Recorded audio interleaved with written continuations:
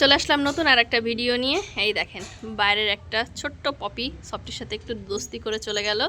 এইবার সফটি ওকে ভালো করে দেখছে, ওকে কি কিন্তু কিচ্ছু বললো না, চুপ করে দেখলো, দেখে দেখে ওই যে দৌড়ে পালিয়ে গেল। ওখানে অনেকগুলো পপি হয়েছে, দেখেন 3, 4, 5টা ছোট্ট ছোট্ট পপি হয়েছে।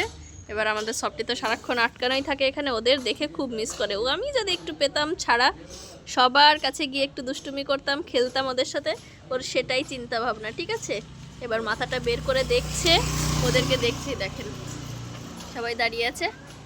আর উনি, চলো সফটি আসো, বেবি আসো আসো, কাম কাম।